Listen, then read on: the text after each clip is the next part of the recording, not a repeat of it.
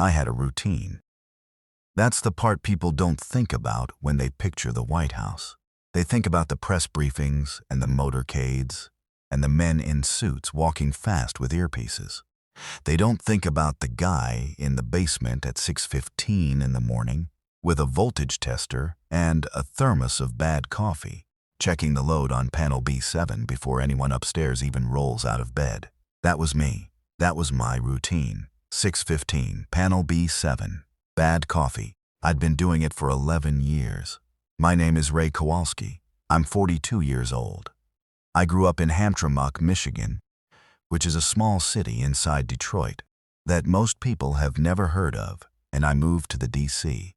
area when I was 26 because my ex-wife, Sandra, got a job offer she couldn't pass up. I got my electrical license. I applied to the GSA contractor pool, and 8 months later, I was doing subcontract work on federal buildings. 4 years after that, I was on the permanent maintenance staff at 1600 Pennsylvania Avenue, which sounds more impressive than it is. I fixed lights. I maintained generators. I ran cable through walls that had been there since before my grandfather was born. I checked load balances and replaced worn breakers, and crawled through service tunnels that smelled like damp concrete and old copper wire. The building was beautiful from the outside. From inside the walls, it was just a building. I want to explain something before I get into what happened, because I think it matters. I wasn't important. I want to be clear about that. I wasn't a Secret Service agent or a staffer or a policy person or anyone whose name meant anything. I was the guy who kept the lights on. When something worked, nobody noticed. When something broke, I got a radio call. That was the deal for 11 years, and I was fine with it. I had a routine, and the routine kept everything in its place. The morning of, I'm going to call it day 0 because I don't know what else to call it, started the same way every morning started. I drove in from my apartment in Arlington, parked in the staff lot on the south side, badged through security at the service entrance on the east side of the building, and went down to the basement utility level. This is not the basement most people know about. There's the basement where the staff offices are, where the situation room is, where the bowling alley used to be. Below that, there's the sub-basement, which is where the serious mechanical infrastructure lives. Boilers, the main electrical panels, the backup generator systems, the HVAC equipment the size of trucks.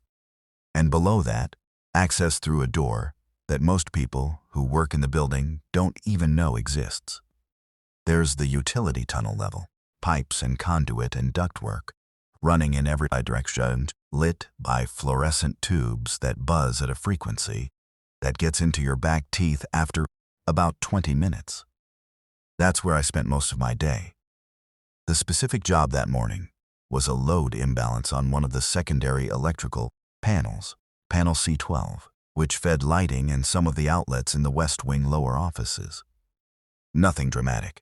A circuit had been pulling more current than it should for about a week. The monitoring system had flagged it twice, and I needed to get in there with a clamp meter and figure out if it was a bad connection, a failing breaker, or someone plugging in something they shouldn't have. I had my tool bag. I had my thermos. I had my radio, which was on the standard maintenance channel. All the usual chatter. The HVAC guys talking about a condensate drain issue on the second floor, the plumber's voice cutting in and out asking about a parts delivery. I had no reason to think anything was different. The panel was in an alcove off the main utility corridor, about 60 feet from the base of a service shaft that connected the sub-basement to the Agroen mechanical room 2 floors up. I opened the panel box, started working through the circuits with the clamp meter, found what looked like a loose connection on the 3rd circuit breaker, and started pulling my tools out to fix it. My radio was clipped to my belt. I heard it, but I wasn't really listening. You learn to filter after a while. Maintenance chatter is 90% background noise. Half the time people are just talking to stay awake. Then I heard something that made me stop. It was Terrell. I won't give his last name, but he was one of the plumbing guys. Been there longer than me. Always had some kind of candy bar in his chest pocket. He came on the radio, and his voice was different. Not different like something was wrong with the signal. Different like something was wrong with Terrell. Okay, listen. They're saying, there's something happening on the north side of the fence. I'm getting people running past my window. Then the HVAC supervisor's voice, flat and skeptical. Running how? Just fast, toward the fence. Away from? I don't know. I can't see the whole street. I kept working. My hands were already in the panel, and I had a wire nut half-turned. I figured it was a protest or a vehicle accident or something. This is Washington, D.C. Things happened at the fence all the time. Then the HVAC supervisor came back and said, someone on the North Lawn crew just reported a situation at the checkpoint. I'm switching to the emergency channel. And I stopped working. I've thought about that moment a lot. The specific second when I stopped working. Because if I'd kept going, if I'd just finished the damn connection and packed up my bag and gone back up through the service shaft, my whole story would be different. I would have been upstairs when it started. I would have been swept up in whatever happened in those first 10 minutes. Maybe I'd be dead. Maybe I'd be fine. I don't know. But I stopped working. I set down the screwdriver. I unclipped my radio and switched it to channel 2, the emergency channel, and I listened. For about 30 seconds, there was nothing on that channel except a carrier tone. Then a voice I didn't recognize, calm, professional, the voice of someone trained to be calm, said, all exterior personnel, we have a code amber at the north checkpoint. I repeat, code amber. Please maintain your positions and await instructions. Code amber wasn't a code I used. My codes were different. Maintenance had its own signal system, mostly practical stuff like urgent, non-urgent, hazmat adjacent. Code amber was a security designation, and I knew vaguely that it meant something was wrong at the perimeter, but the situation was contained. Then, about 45 seconds after that, the same voice came back and said something that wasn't calm at all. It was one sentence, and it was delivered fast, and it wasn't what the voice was trained to say. We have multiple individuals. They are code red. All personnel, this is a code red. And then 3 things happened at once. The lights went out, not all the lights. The main fluorescent tubes in the utility corridor went dark, which meant the feed from panel C12 had tripped. The same panel I'd been working on. The emergency lighting kicked in, which is battery-backed and completely separate from the main grid, so I was left standing in the corridor in this flat, yellow-white emergency light that made everything look old and underwater. The second thing was the building's lockdown klaxon. 3 short bursts, and then a long tone. I knew that sound from the mandatory security briefings. Every non-security staff member was supposed to shelter in place, lock any lockable door, and wait for further instruction. That's what I knew to do. The third thing was my phone. It buzzed twice in my pocket. The White House emergency notification system, a text message that said, security event in progress. All staff shelter in place immediately. Do not attempt to access stairwells or elevators. I looked at my phone. I looked at the dark panel in front of me. I looked at the utility corridor, stretching out in both directions, yellow lit and empty. Shelter in place. Okay. I did the only thing that made sense to me. I went back to work on the panel. Not because I wasn't scared, I was a little, but it was an abstract kind of scared. The kind you feel when you hear a siren in the distance, and you don't know yet if it involves you. I went back to work because I was already down here. I had the panel open, and the connection still needed fixing. There was a certain logic to it, practical logic. The kind of logic that takes over when your brain doesn't have enough information to do anything else. I fixed the connection. I tested the circuit. I reset the breaker. The lights in the corridor came back on, and I stood there in the utility tunnel for a few seconds thinking, well, that's one thing working.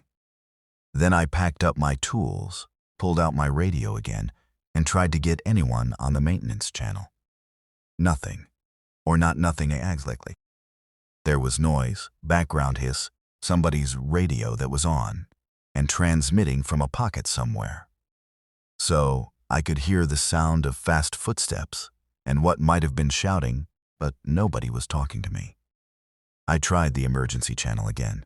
The first thing I heard was a man screaming. Not a scream like someone was injured. I've heard that. People drop things on their feet or cut themselves or fall off ladders and they make a certain sound. Surprised and sharp. And then it kind of trails off into swearing. This was different.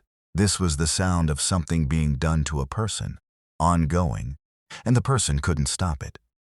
It lasted about 4 seconds, and then the channel went to static. My hands were sweating.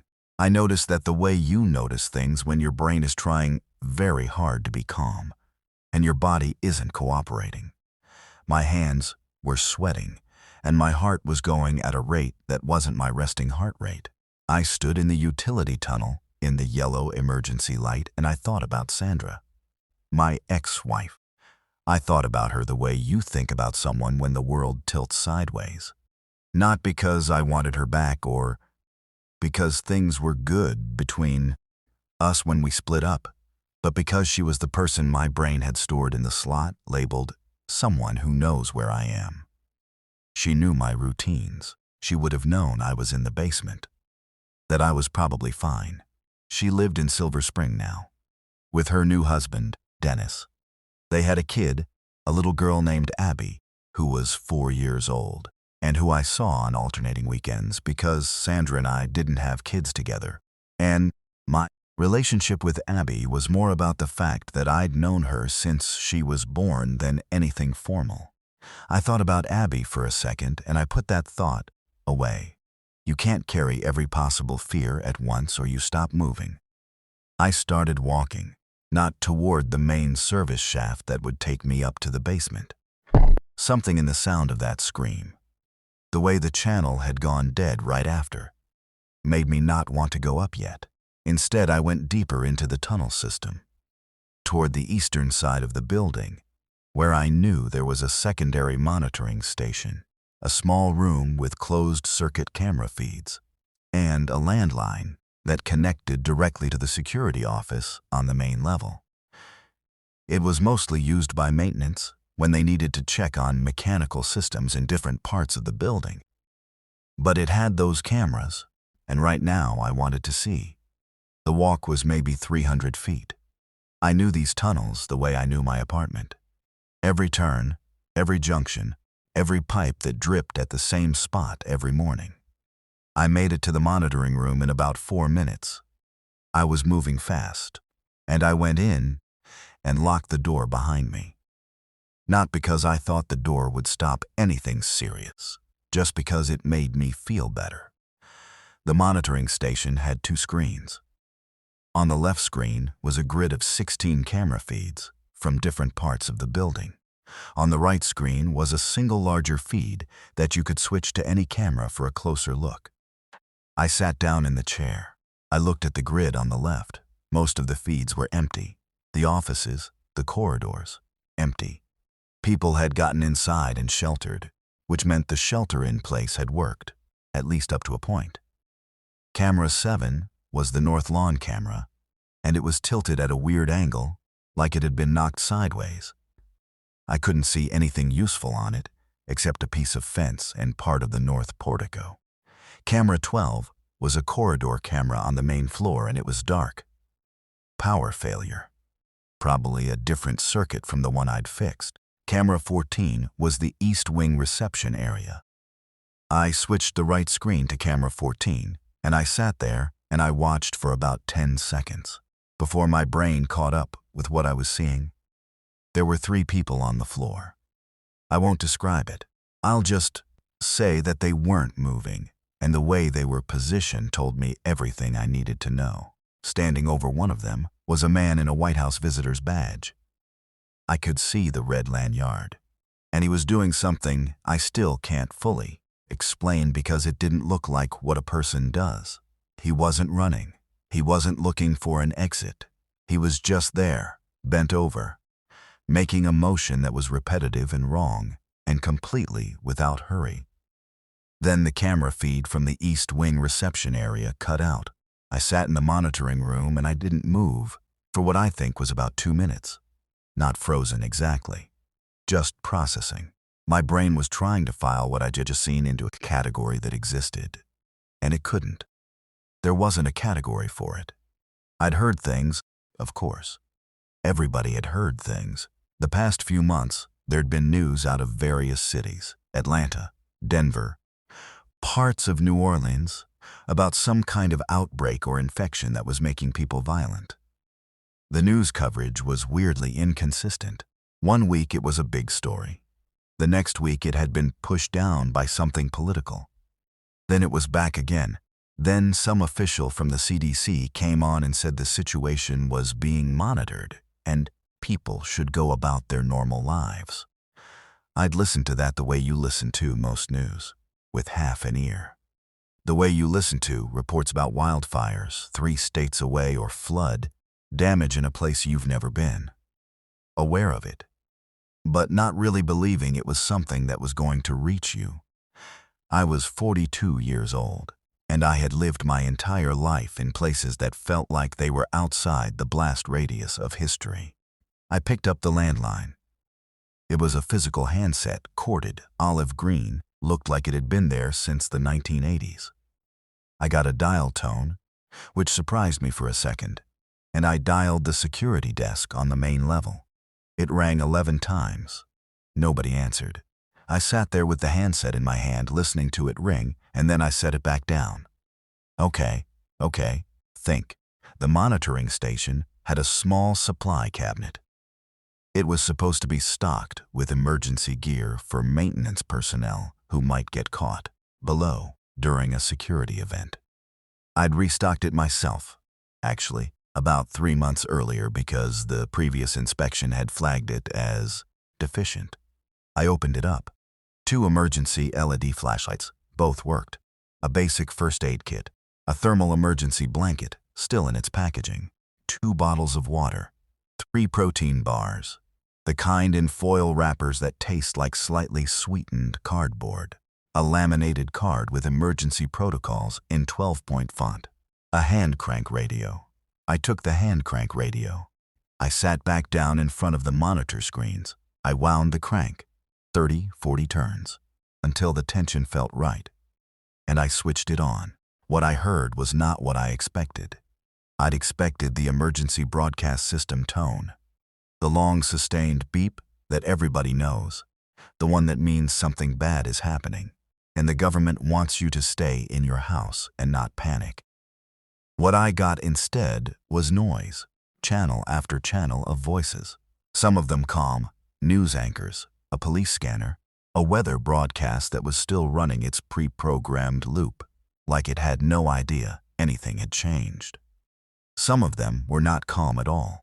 The clearest signal was a local news station out of DC, and the anchor was saying, in a voice that wasn't quite holding together, that there were reports of widespread violence at multiple locations across the city, including the Capitol building, the National Mall, several metro stations, and the immediate vicinity of the White House.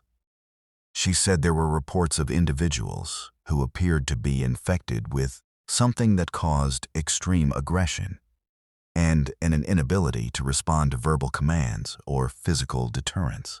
She said the mayor had issued a shelter-in-place order for the entire district. Then she stopped mid-sentence. The broadcast kept going, but she'd stopped talking, and for about 30 seconds I heard the sound of a studio. Chairs moving, something falling, a door. And then the broadcast cut to music. Instrumental, soft, like something from a dentist's office. It played for about a minute before the whole station went to static. I sat with the static for a little while. I ate one of the protein bars. I drank half a bottle of water. I took stock. I was in the sub-basement of the White House, in a monitoring room with a locked door, with a tool bag, 1.5 protein bars, 1.5 water bottles, 2 flashlights, a first aid kit, a thermal blanket, a hand crank radio, and 11 years of knowing every utility tunnel, service passage, and mechanical access point in this building. Outside this room, something was happening that didn't fit any category my brain had a shelf for. My phone still had signal. I texted Sandra, "Are you home? Are you okay?" I texted my sister Deborah in Ohio the same thing. I tried to call my buddy Pete from the maintenance department, but it went straight to voicemail. I sat there and I waited. That was the right thing to do. Shelter in place, wait for instructions. That's what you're supposed to do. I waited for 43 minutes. During those 43 minutes, the radio gave me fragments. The National Guard had been activated. The CDC was calling it a novel pathogen with neurological effects. There was something going on at Dulles and Reagan airports, both of them locked down. There were reports from Baltimore, from Northern Virginia, from Annapolis. The fragments didn't add up to a clear picture, but they added up to something large. At the end of those 43 minutes, I heard something from the direction of the main utility corridor. It wasn't a sound I could immediately classify. A dragging, rhythmic sound, intermittent, getting slowly louder. Then nothing for a while. Then the sound again, from a slightly different direction. I turned off both flashlights.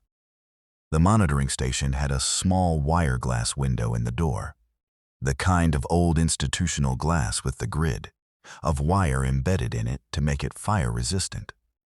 I moved to the door and looked through the glass. The emergency lighting in the corridor outside was still on, same flat yellow-white. Empty as far as I could see. The corridor ran about 30 feet before it bent left at the junction near the main ventilation duct. The sound was coming from somewhere past that junction. I watched for a long time and saw nothing. Then something crossed the corridor at the junction, and it was fast. Too fast for me to see it clearly through that small window. Just a shape, a movement. Gone. I stepped back from the window. My heart was doing the thing again. The not resting heart rate thing. I needed to think about what I was going to do next, because sitting in this room wasn't a permanent solution. I had maybe 4 hours of water and nothing approaching an adequate food supply. More importantly, I had no idea what was happening to the people above me. The staff members who were supposed to be sheltering in place, and whether any of them were in trouble. I'm not built for heroism. I want to be clear about that. I'm not the kind of man who decides he's going to save people. But I'm also a man who spent 11 years maintaining the systems in this building, and when I thought about someone sitting in a locked office upstairs, not knowing the power was going to fail, or not knowing which route they could take to get to safety, it felt like a problem I might be able to help with. Not because I was brave, because I had information that they didn't. I knew this building the way a plumber knows your house. I knew where the walls were thin and where they were thick. I knew which doors had which locks, and which locks had manual overrides. I knew the complete map of the tunnel system at the subs-basement level. Not just the main utility tunnels that maintenance people used regularly, but the older passages, some of them dating back to the Truman renovation in the early 50s, that most people had forgotten about. And I knew one specific thing that almost nobody outside of the senior facilities management staff knew. The tunnel system under the White House connected to a larger network, old passages, mostly. Some of them were Cold War era, built during that period when every major government building in D.C. got its own underground hardening done because everybody was convinced Soviets were going to drop something. Most of those tunnels were sealed now, officially sealed. Anyway, officially, meaning there was a steel door with a padlock and a notice that said authorized personnel's only. and most people respected that and moved on. I had a key to one of those doors. Not because I was important or authorized for something special. Because about 2 years earlier, there had been a water intrusion issue in one of the old sealed passages, and it was causing moisture problems in the adjacent service tunnel, and I'd been the one sent in to assess and fix it. I had a key on my ring that I'd never returned because, honestly, nobody asked for it back, and I'd half forgotten it was there. I pulled my key ring out of my bag and looked at it. 7 keys. Building keys marked with their designation codes, and one older key, slightly different in its cut, with a small orange tab on it that I'd put there when I got it so I wouldn't confuse it with anything else. I knew where that door was, G7 Junction, about 200 feet west of where I was sitting.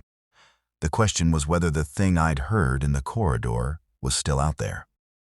I waited another 10 minutes.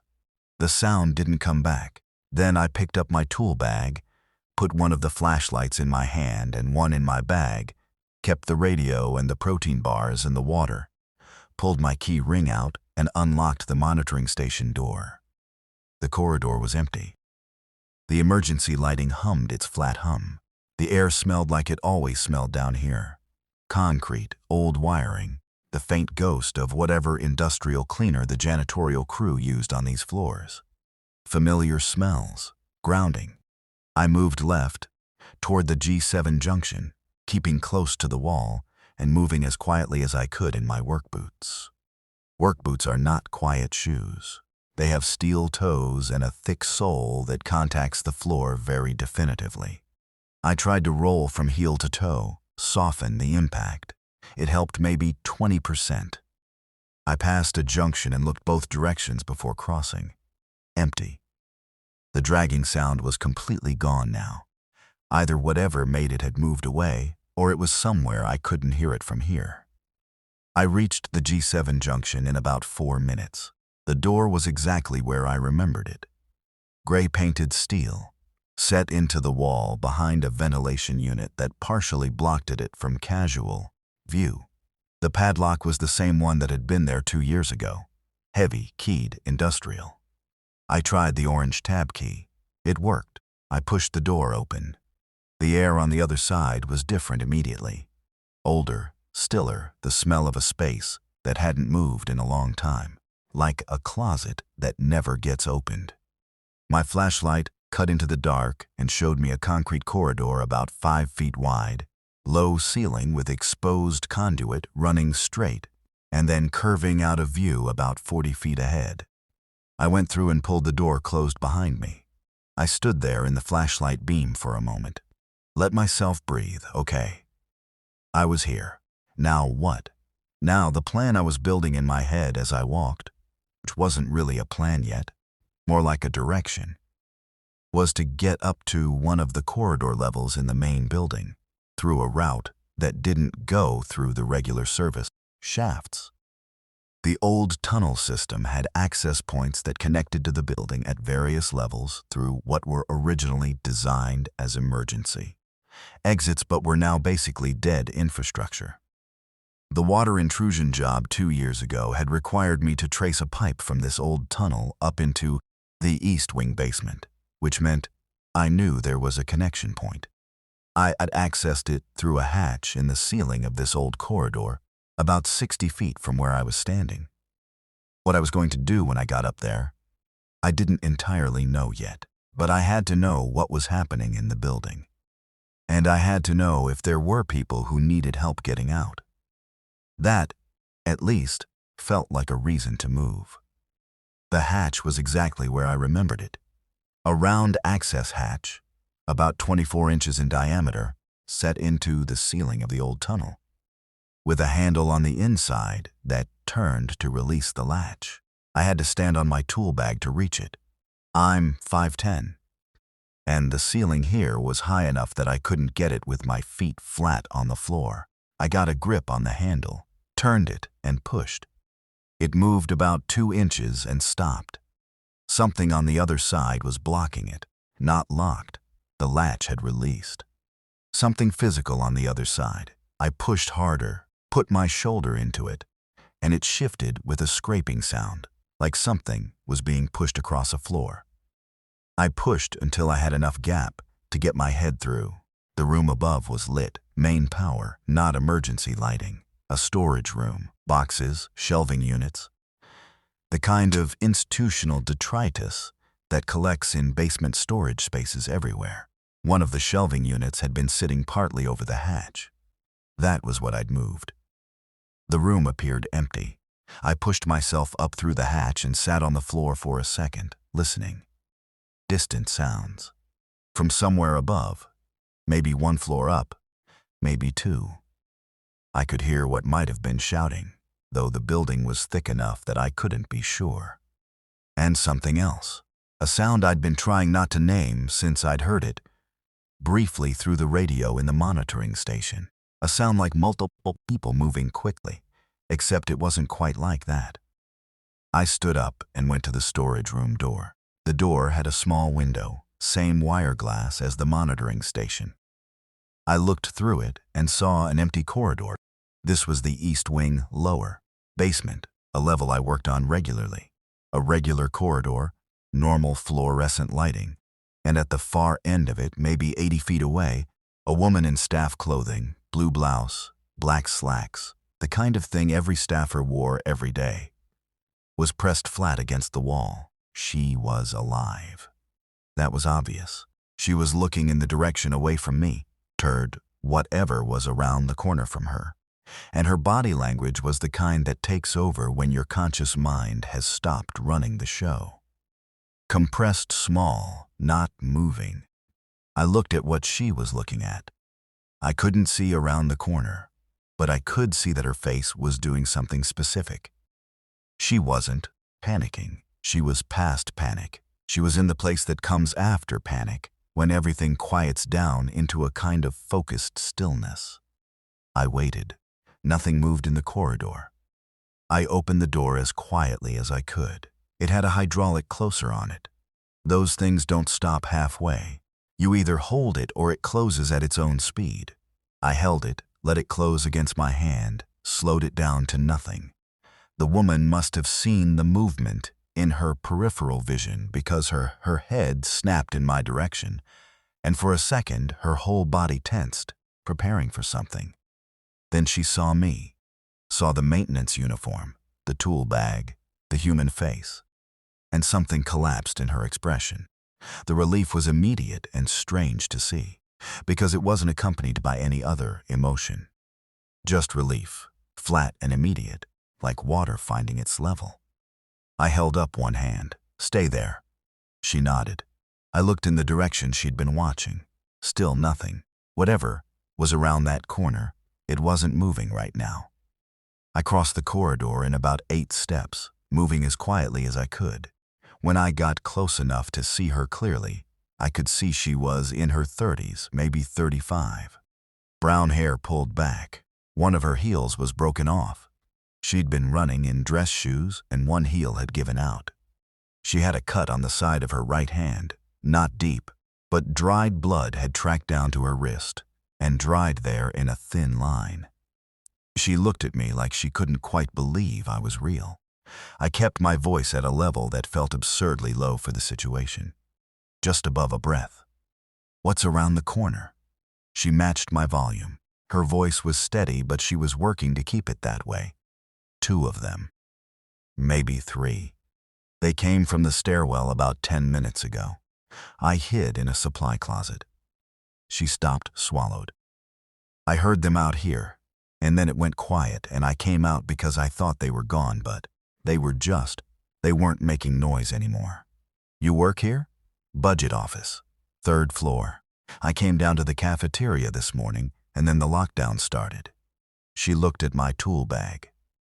"Are you maintenance?" "Electrical. My name's Ray. Donna." I looked down the corridor the way she'd come. "Is there anyone else you know of? Anyone sheltering nearby?" When I was in the supply closet, I called out once and someone answered from 2 doors down. I don't know who. I couldn't tell through the door, and I didn't want to make more noise. "Okay, we're going to move." I said it like it was already decided because it basically was. Back the way I came. There's a hatch in the floor of the storage room behind you. It goes down into an older tunnel system. Once we're in there, we can figure out our next move. She looked at me for a second, the way you look at someone when you're deciding whether to trust them with your life, which is a decision that takes about 2 seconds in a situation like this, because you don't have the luxury of taking more time. She nodded. First, I said, the room 2 doors down. I went to it. Supply closet door, no window. I knocked twice, soft, rhythmic, and waited. A voice from inside, muffled. Who is it? Maintenance. I'm getting people out. How many of you in there? A pause. Then the sound of a latch being turned. The door opened and 2 people came out. A man who looked like he was around 50, heavyset, wearing a tie that had been loosened to the point where it was doing basically nothing. And a young woman, mid-20s, I'd guess, in an intern's badge, who had been crying but had stopped, and now had the same post-panic stillness Donna had. The man's name was Garrett. He worked in the OMB, which is the Office of Management and Budget, though I only found that out later. The intern's name was, she told me it was Paige. She said it quietly, like she wasn't sure her own name was the right thing to say. There's a way down, I told them, keeping my voice low. Underground. I know the tunnel system. We can move through it and get clear of whatever's happening on the main levels. Garrett looked at me with the particular expression of a man who has spent a career being skeptical. Do you know what's actually happening? No. That's honest, at least. He ran a hand across his face. All right, lead the way. We moved back to the storage room in a group. I helped each of them down through the hatch. Paige first, then Donna, then Garrett, who had to squeeze a bit through the 24-inch opening. I came down last and pulled the hatch closed behind me. Down in the old tunnel, with my flashlight cutting through the dark, the 4 of us stood in a rough group. Paige was looking at the walls with an expression that was either fascination or early shock. I couldn't tell which. Garrett was breathing like he'd just jogged up a hill. Donna had found the broken heel on her shoe and was holding it in her hand, looking at it like she was trying to solve a math problem. Where does this lead? Garrett asked. West, it connects to the main sub-basement tunnel system. There are also some older passages that run further west, out past the building footprint. I don't know their full extent. I haven't been in all of them. But we can get out? Out of the building? I think so, but I'm not going anywhere just yet. He looked at me.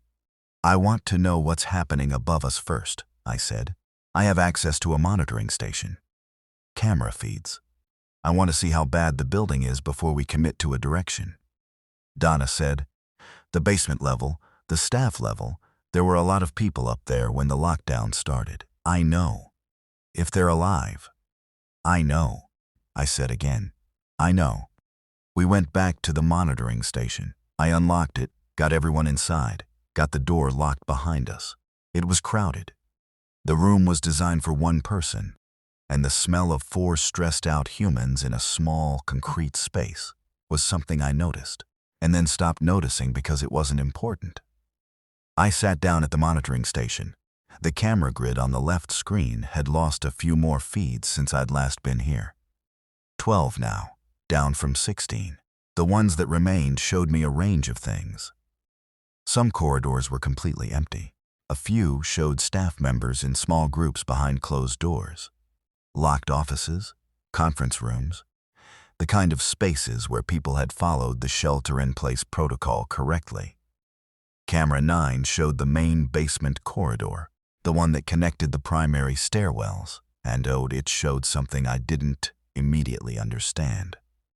There were people in that corridor, moving slowly, irregularly, in a way that didn't correspond to any human purpose I could recognize. Not looking for anything, not going anywhere specific, just moving, the way you might imagine current moving through water. No intention, no direction, only motion. I counted 6 of them in Camera 9's field of view. Are those? Paige's voice from behind me. "Don't look at the screen if you don't want to," I said.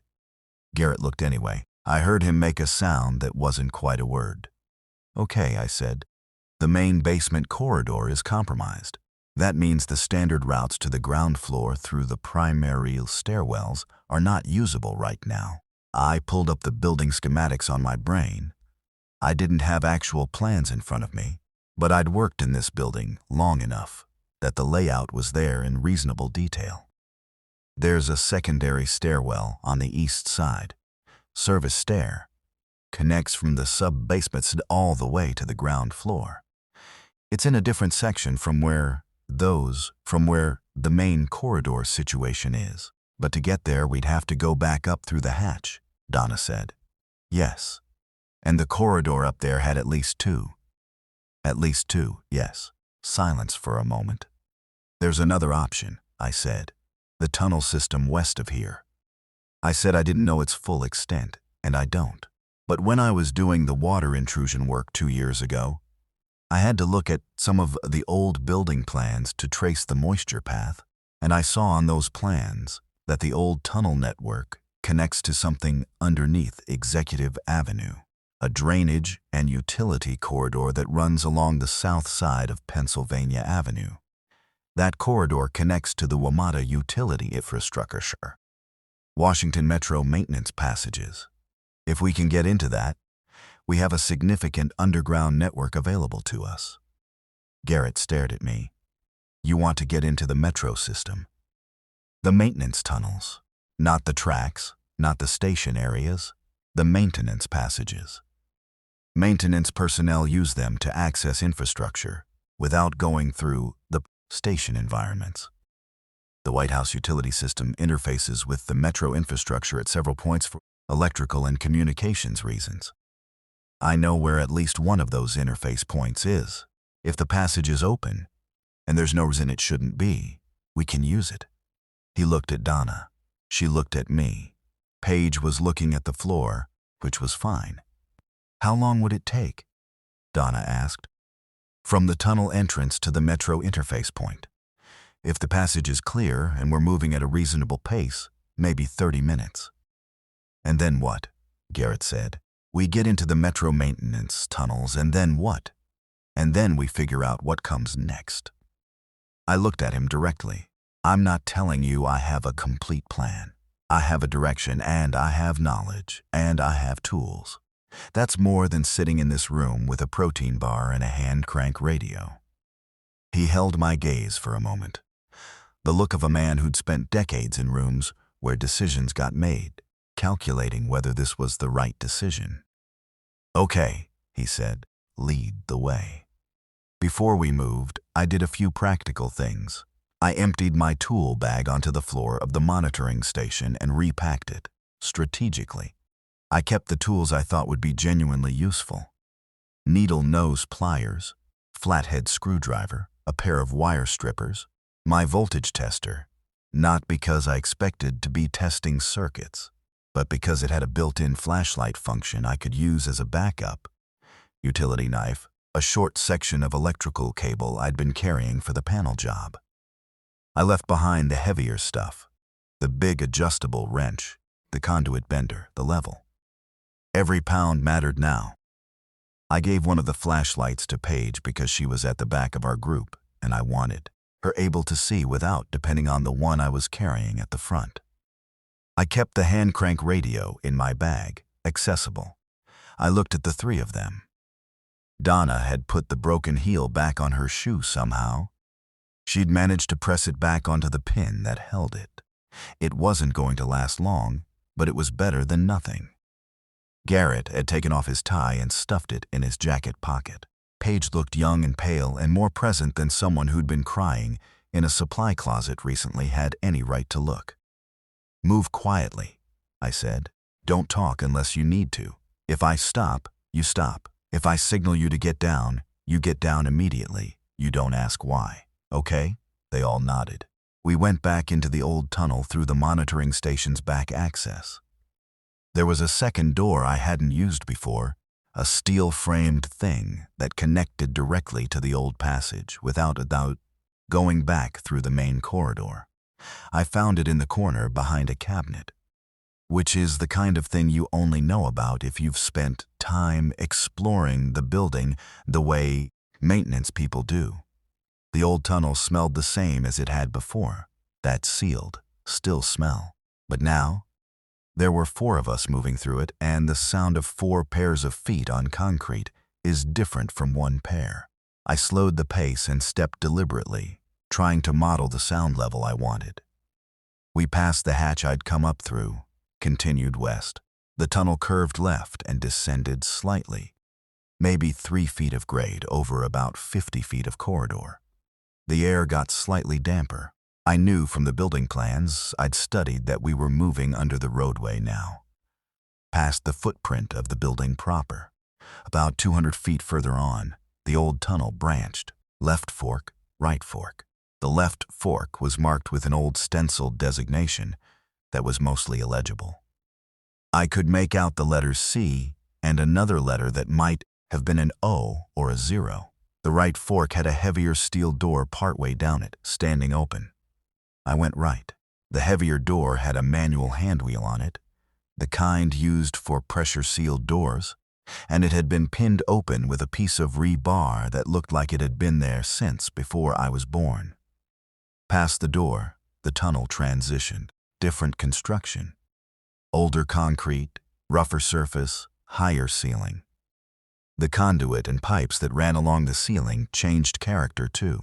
Less modern infrastructure, more of the heavy electrical cable, typical of mid-20th century government construction. "This is the Cold War section," I said quietly, and immediately felt like I shouldn't have said it, because Garrett looked at me with an expression that had too many layers in it to unpack. "Just keep going," he said.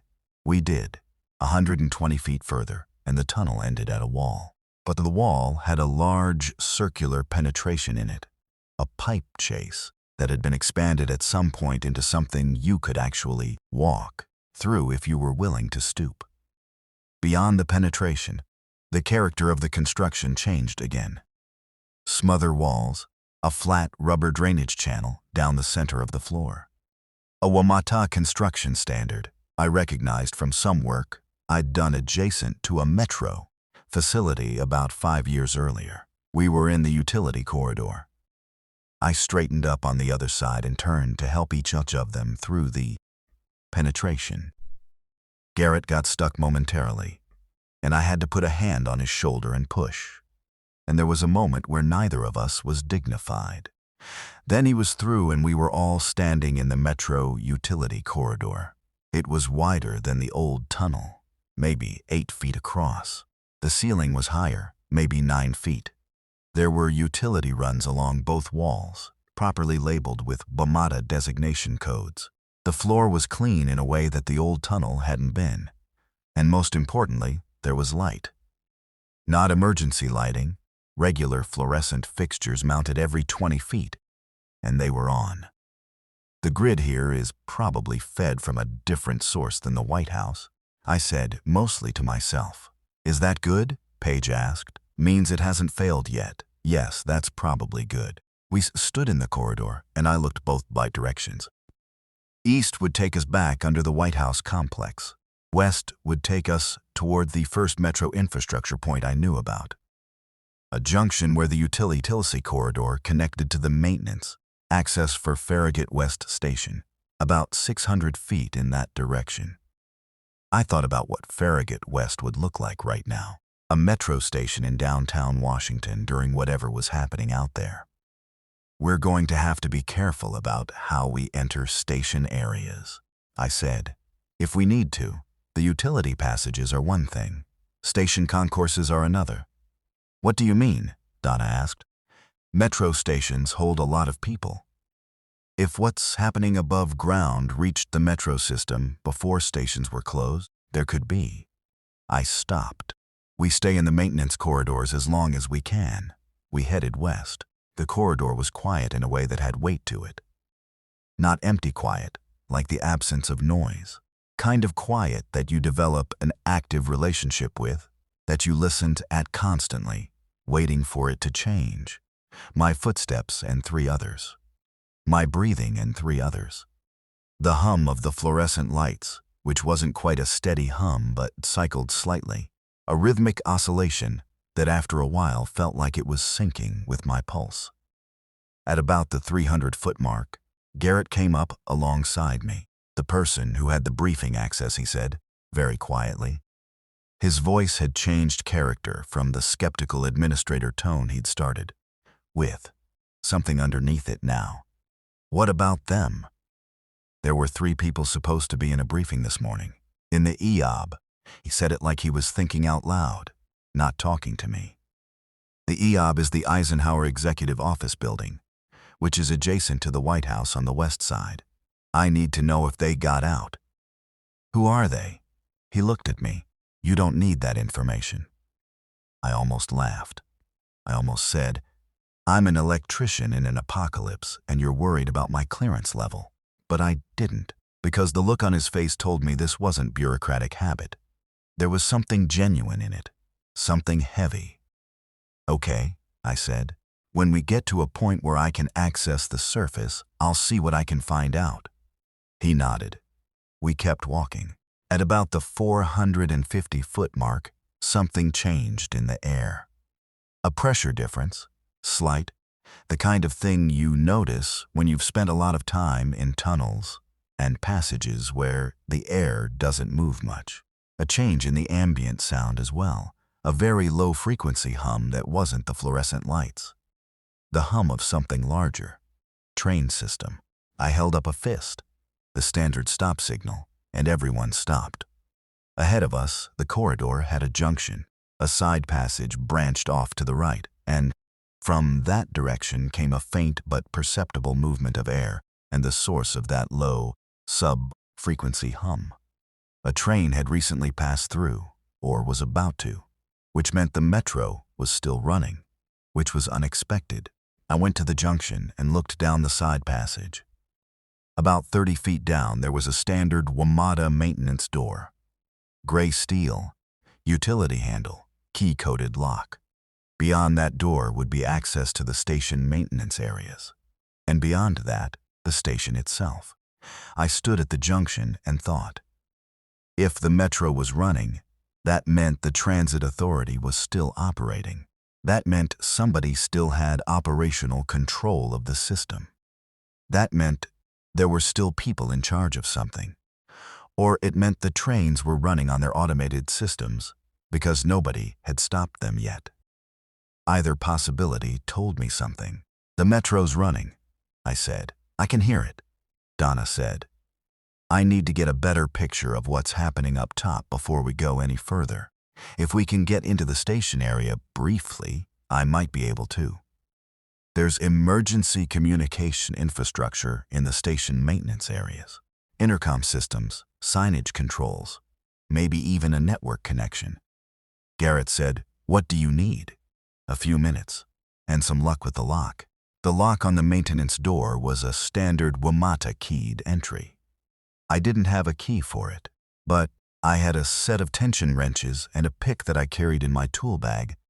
Not because I was planning to pick locks, but because I'd learned years ago that in building maintenance, locks get lost and replacements don't always arrive quickly. And knowing how to open a locked door without destroying it was a useful skill. I'm not a professional locksmith. I'm a maintenance electrician who picked up a hobby. It took me about 8 minutes to open that door, and those 8 minutes were some of the most stressful minutes I'd had so far, because I was kneeling in a corridor picking a lock with 3 people standing behind me, trying to be quiet and failing at it. But the lock opened. The maintenance area beyond was a narrow space. Equipment racks, a maintenance workbench, electrical junction boxes, an HVAC interface panel, a computer terminal, which was dark, a set of MATA uniforms on hooks, and a monitor showing the station CCTV feed, currently active. The station was Farragut West, as I'd expected. The camera showed me the main concourse. What was in the concourse was difficult to look at for a sustained period of time.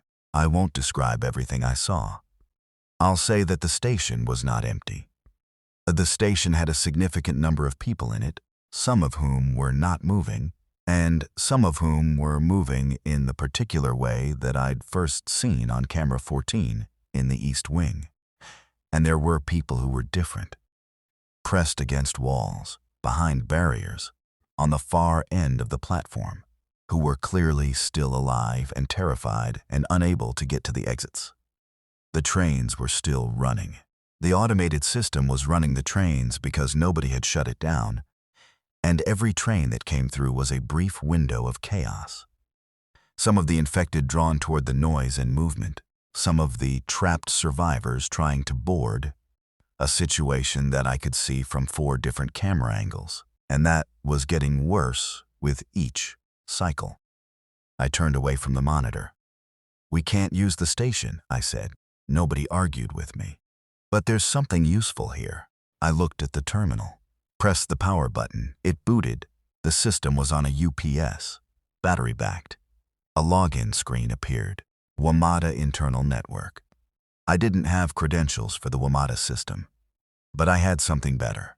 The maintenance terminal had a secondary function that didn't require login credentials. A read-only access to the public emergency management broadcast system that the transit authority participated in. Same system that pushed alerts to digital signage throughout the station. I could read what was coming in on that channel without being logged in. I navigated to the read-only interface with a few function key commands that were printed on a laminated sheet above the terminal. Government systems, especially ones this old, always have the basic functions printed somewhere, because the people using them are not IT professionals. The emergency management channel was full. Scrolling text, time-stamped, from the past several hours. I read fast, skimming, pulling out the relevant fragments. The first reports from earlier this morning. Standard alerts, shelter in place, multiple incidents. Then, about 2 hours in, a FEMA message declaring a federal emergency for the district and 3 surrounding counties. Authorized National Guard deployment.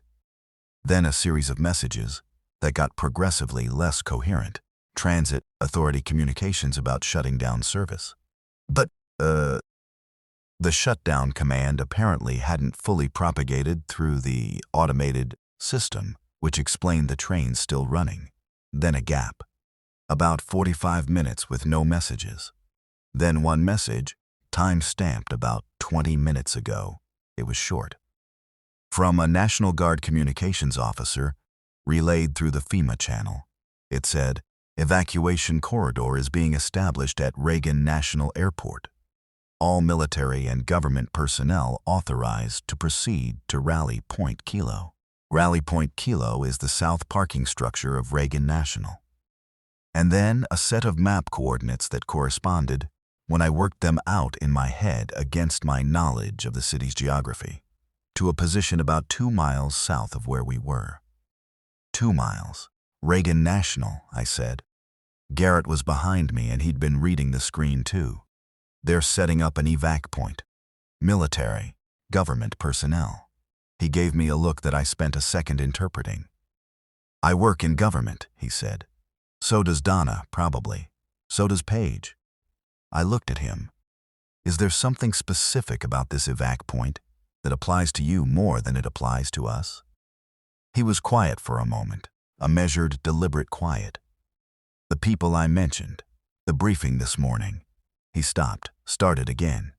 "One of them is not a regular staffer." "Who?" "Deputy National Security Advisor." He was at the EOB early for a briefing that most people in the building don't know was happening. He looked at the screen. "If he's still alive, he has information about this outbreak that would matter. That would matter significantly." I sat back in the chair. Why was the briefing secret? Because the information in it was classified at a level that requires. "I'm not asking about classification levels," I said. "I'm asking why a briefing about an outbreak was being held in secret at 6 in the morning in the EOB." The pause before he answered was long enough to be informative. Because the outbreak didn't start this morning, he said finally. I looked at him. We've known about it for 3 weeks, he said. Limited knowledge, compartmented. The decision was made too. Contain the information while containment efforts were ongoing. The room was very quiet. Paige and Donna were both looking at him now.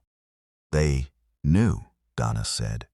Her voice was steady in a way that meant she was working very hard.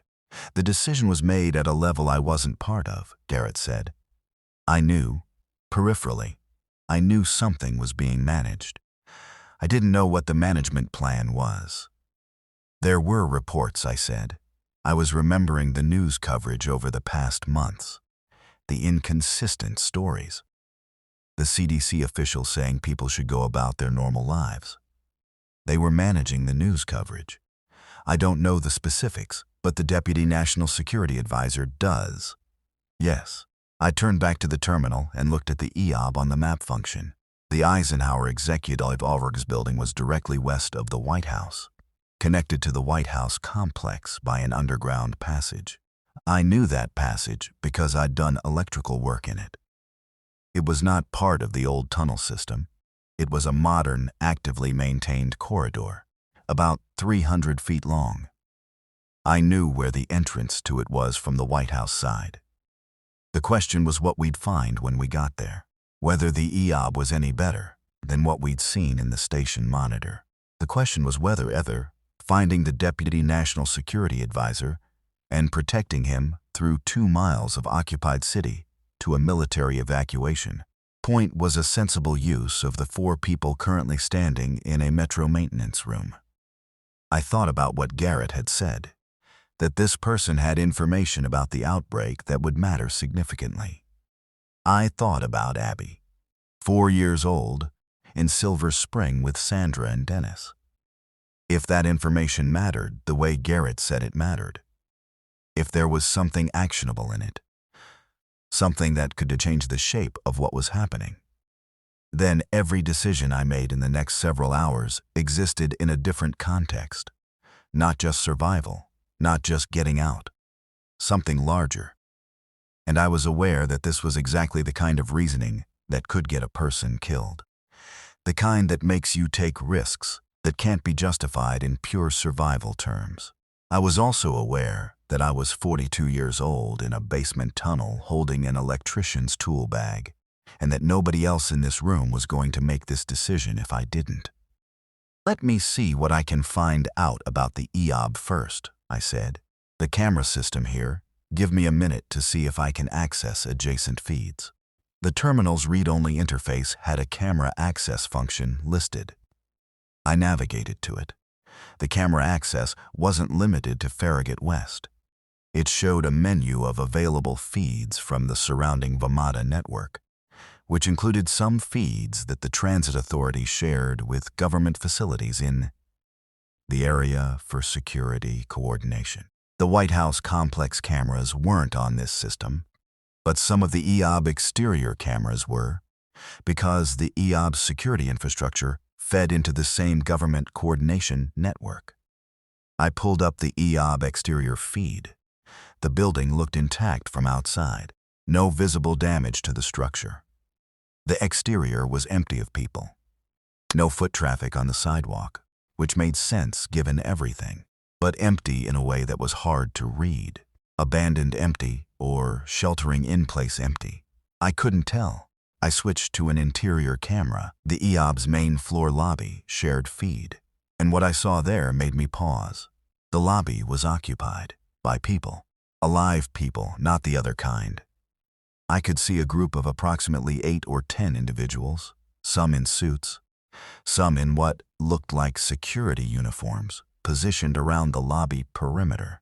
They'd pulled furniture into rough positions that gave them some cover and sight lines to the main doors. It was a rough defensive perimeter, improvised, not tactical, but it was organized, which meant someone was still making decisions in there. The EOB is occupied, I said. People alive, looks like they've got the lobby area secured. That's where they'd be, Garrett said immediately. If the briefing broke up and the lockdown caught them in the building, They'd shelter toward the most defensible common area. The passage connecting the EOB to the White House, you know about it. He nodded. I've used it. It's accessible from this tunnel system. Not directly, but through the White House sub-basement. Which means we'd have to go back east, back under the building. Back through the building, Donna said. There's a way to do it that avoids the main basement corridor, I said. The service shaft on the east side. I mentioned it before. If the secondary service stairs are clear, I can get us from the sub-basement to the connector passage without going through any of the main areas. Paige had been quiet for most of the conversation in this room. She spoke now. What happens to the people in the station? She said. Everyone looked at her. The people on the platform. Alive. In the station. She wasn't accusatory about it, just asking. We can't access the station safely, I said. You saw what the concourse looks like. I know. I'm just asking what happens to them. The answer to that question was something I didn't have. Not a satisfying one. Not a comfortable one. I don't know, I said. Right now, I don't have the ability to help them. If we can get to the evac point, if we can get to military units who have the resources to actually... I stopped. I don't know, I said again. Paige looked at the floor. I know, she said.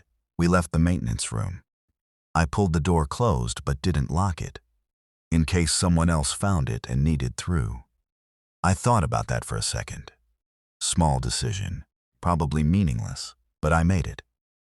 We moved back east through the utility corridor, back toward the White House tunnel system.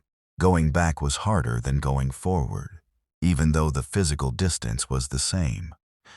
There's something psychologically different about retracing your steps when the stakes have gotten higher. Every length of corridor that had been just a corridor before was now something I was measuring against threat. We reached the penetration back into the old Cold War tunnel without incident. Through the hand-wheel door, into the older section, back past the G7 junction. I checked my watch. It was now about 3 hours since I'd been fixing panel C12. 3 hours. I thought about the protein bar in my bag. I was hungry, actually. My body had decided this was an appropriate time to be hungry. I didn't stop to eat. At the sub-basement monitoring station, I checked the camera feeds again. The main basement corridor, camera 9, had changed. The group I'd seen moving through it earlier was no longer visible in the camera field. Either they'd moved further down the corridor, or they'd come through a door somewhere. The corridor looked empty. That was good and not good simultaneously. Good because clear corridor. Not good because I didn't know where they'd gone. I spent a few minutes watching and the corridor stayed empty. So we moved. The service shaft on the east side of the building was accessed through a hatch in the ceiling of the sub-basement mechanical room, adjacent to the main generator system. To get there, we had to walk maybe 150 feet of the main sub-basement corridor, which was technically the same corridor as the one I'd been watching on camera 9. We moved through it as fast as 4 people could move quietly, which isn't that fast but felt faster than it was. The mechanical room was exactly as I'd left it. The big generators sitting silent in their concrete alcoves, the massive transfer switch on the wall, the smell of diesel and old coolant. My familiar territory. I almost relaxed, which would have been a mistake. The hatch to the service shaft was in the ceiling, pull-down type, with a folding ladder that came down with it. I pulled it down, and we climbed. Paige first again, because I wanted her up and moving, then Donna, then Garrett, then me pulling the ladder up behind us. The service shaft was a vertical space. Not actually a shaft, but a stairwell, narrow, concrete, dim. Single bulb, emergency lighting every 2 floors. We went up 1 level and emerged into the east wing connecting corridor. The corridor was empty and had the particular stillness of a space that had been full of people a few hours ago and wasn't now. Coffee cups left on a windowsill. A jacket over the back of a chair that someone had left when they ran. A folder of papers on the floor that must have been dropped. We moved through it fast. The entrance to the White House EOB connector passage was behind a door in the basement level of the West Executive area. I'd done work there, and I knew which door.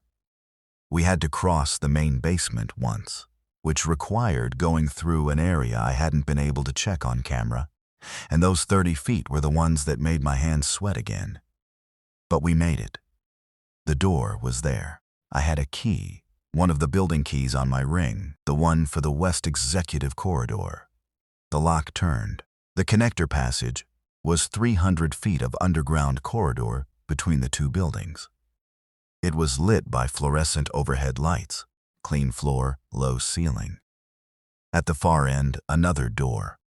We went through it at a pace that wasn't quite running but wasn't walking either. Through the door on the EOB side, we came out into a utility room that connected to the EOB's basement. From there, a stairwell. And from that stairwell, the main floor lobby.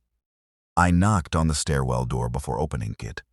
I knocked 3 times and then waited. From the other side, a voice. Alert, tense. Identify yourself. Maintenance. From the White House. We have 4 people and we came through the connector. We're not.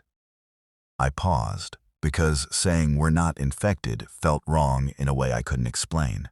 We're not harmed. We have information about an evac point at Reagan National. A long pause. Step back from the door. I took 2 steps back and gestured for the others to do the same. The door opened.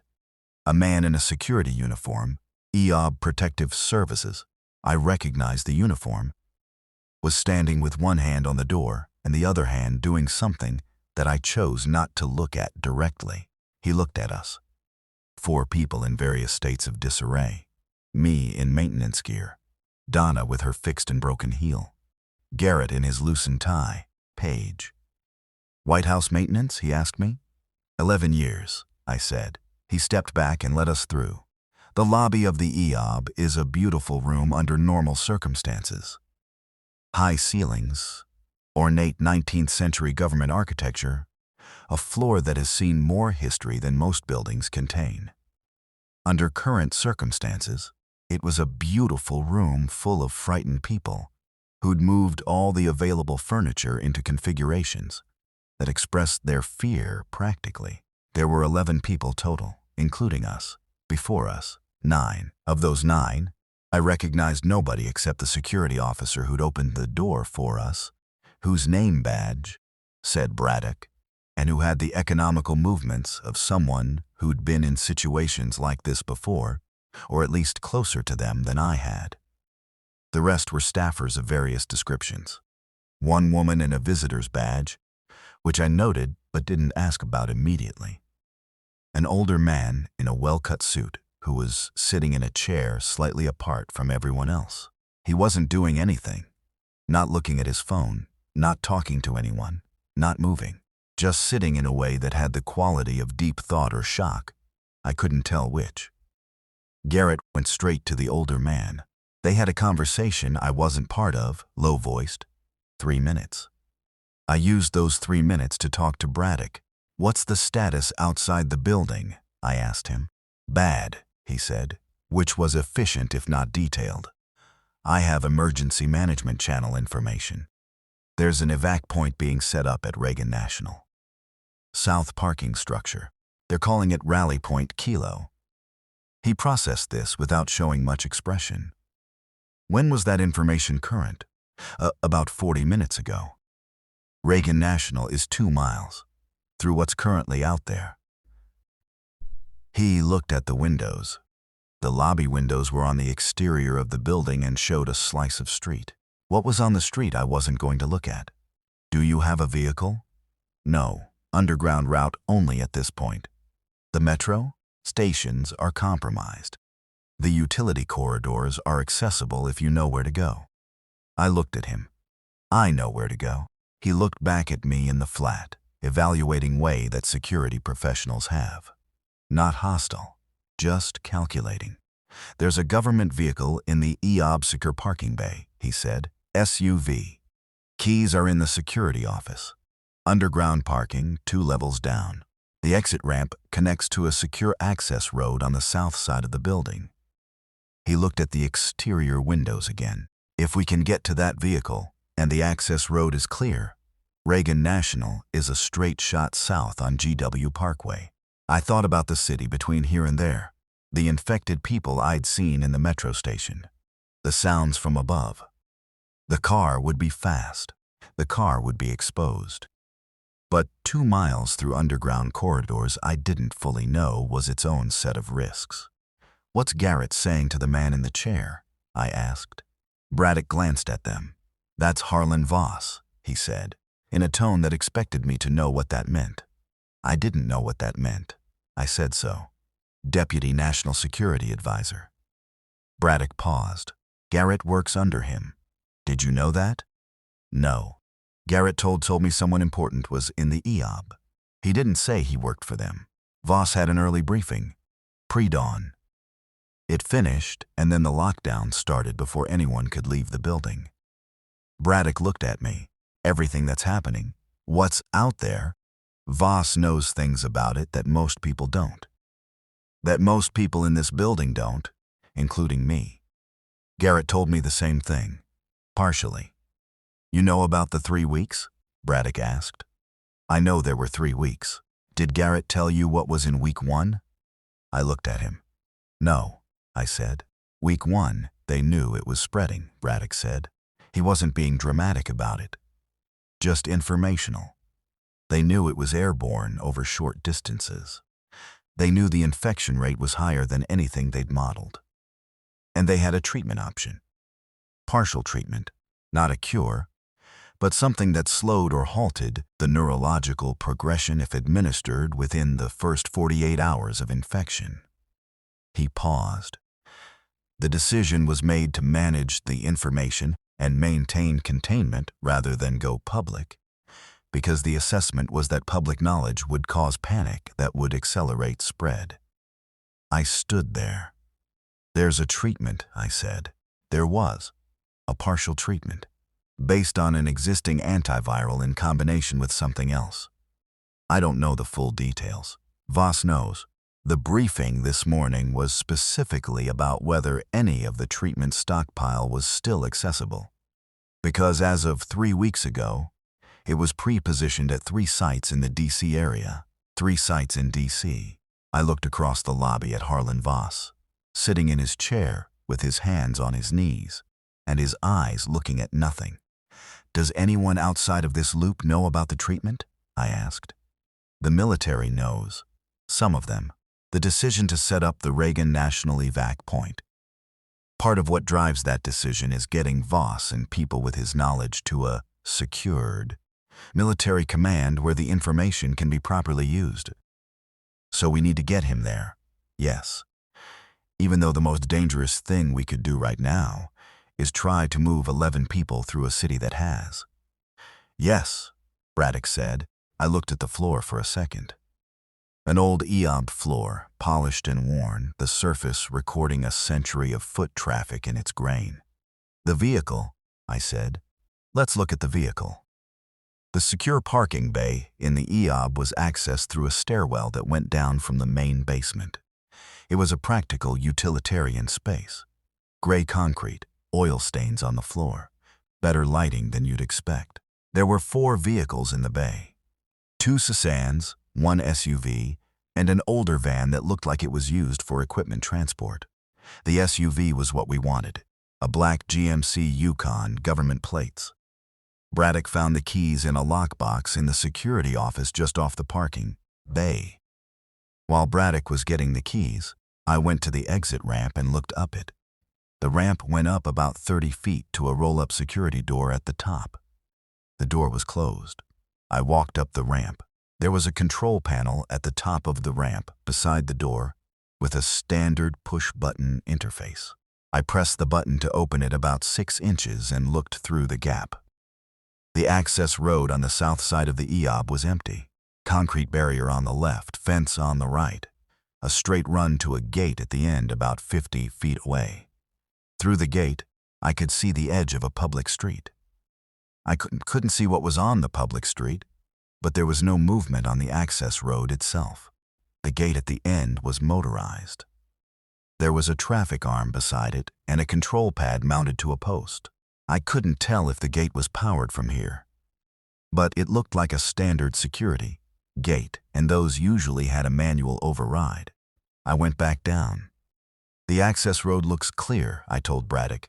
"The gate at the end is going to need to open, either by power or manual." "Manual override is a key function," he said. "It's in this." He held up the key ring. It had multiple keys on it, including a larger flat one that looked like it was made for a gate or roller door. "Okay." I looked at him. "Do you have a firearm?" "Yes." "Anyone else?" He looked around the parking bay. One of the other security officers, there were two with the group, Braddock and a younger one whose name I still hadn't gotten, raised his hand. "2 firearms for 11 people, I said. "Yes. We move fast. Direct route, no stops unless we have to. South on GW Parkway to Reagan National." "Agreed." I went back upstairs to where the rest of the group was assembled in the lobby. Harlan Vossas was standing now, which was an improvement. He looked at me when I came in, and his eyes had the focus of someone who'd made a decision about their own composure. Not fine, not even close to fine, but operating. He was in his early 60s, lean, silver hair that was getting progressively less organized as the morning went on. His left hand held a briefcase that I assumed contained the things that mattered to him most. "Maintenance," he said, looking at my uniform.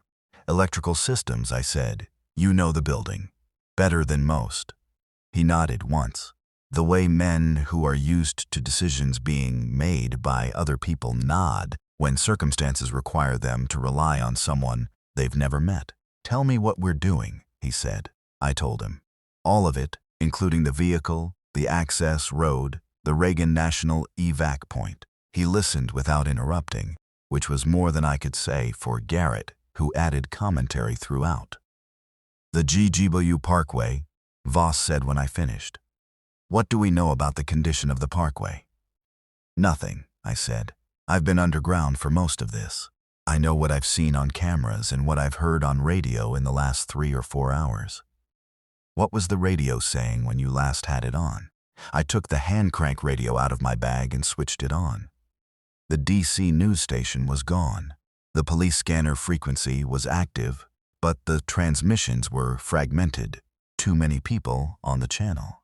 I found a National Guard frequency that was intermittently coherent and turned up the volume. We listened for about 2 minutes.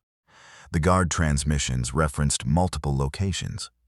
Intersections, building names, area designations I mostly recognized.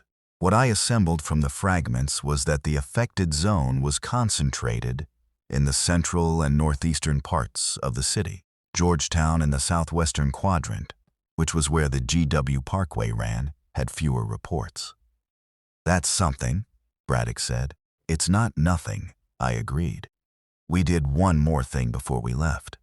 There was an emergency communications office on the first floor of the EOB, a small room with radio equipment that connected to the Federal Emergency Management Network.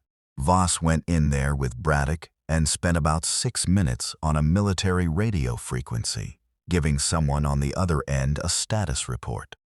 I don't know everything they said. I was in the doorway, not in the room. But at the end of those 6 minutes, Voss came out and said, "They know we're coming. They'll have eyes on the GW Parkway approach to the airport. If we can get to the parkway, they'll have air assets in the area to guide us in." Air assets. I thought about what that meant. Helicopters, military observation. "Let's go," I said. We loaded into the SUV.